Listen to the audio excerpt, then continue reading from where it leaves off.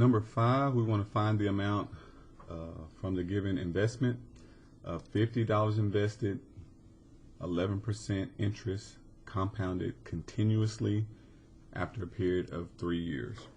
Okay, so this one is continuously compounded, so that would be the other formula, P E R T. I used to have to remember this. It was a shampoo called Pert commercial, so it helped to remember that formula. In this case, we just need principal, interest rate, and then time. The E is a number kind of like pi. It's an exponential term, but we don't need a number there. So this, we will plug in 50,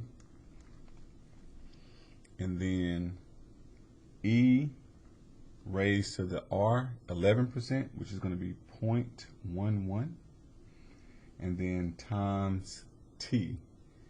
T will be 3 years. Okay, so this is 0.11 multiplied times 3. All right, so we're going to plug it in just like so. So in this graphing calculator, I will just do 50, and then on the right hand side, there's an E here above the LN, so you'd have to do second LN. You also have an E above the division symbol, but we probably want to use this one because it already sets it up to write something as the exponential power. So we're going to do second ln. That gives me my e raised to, we're going to do 0.11 times 3. This will give me my continuous compound formula. So we would have 6955 when rounded. 6955 when rounded. 6955.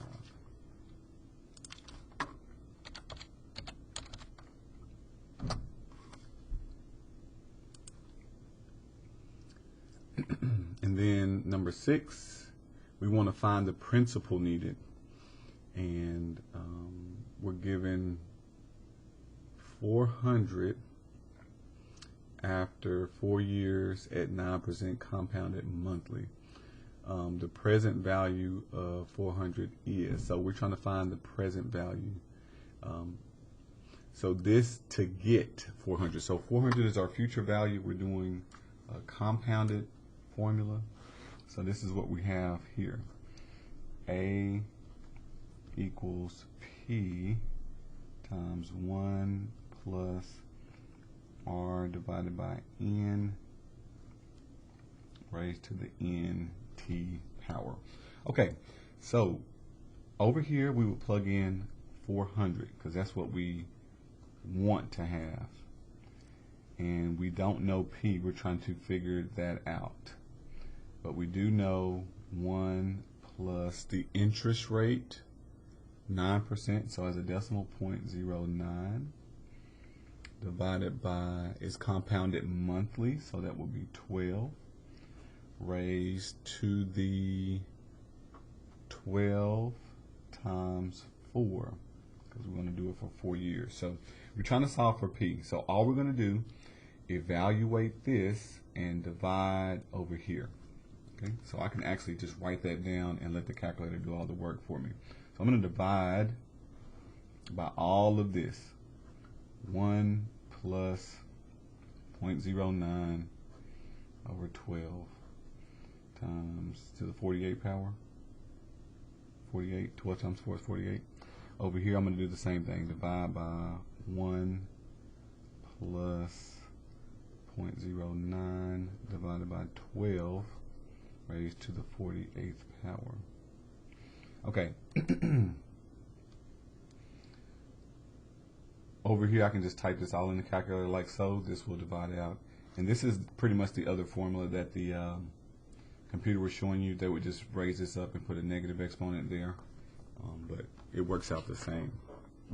So I'm just going to type it in like that, just using the solving process. So I'm going to do 400 and then divide it by, and I'm going to open parentheses and then plus 0.09 divided by 12, close parentheses, raised to the 48th power. And we get 279.45 when rounded, 279.45. So we get P 279.45 is equal to P. So when we round it, 279.45.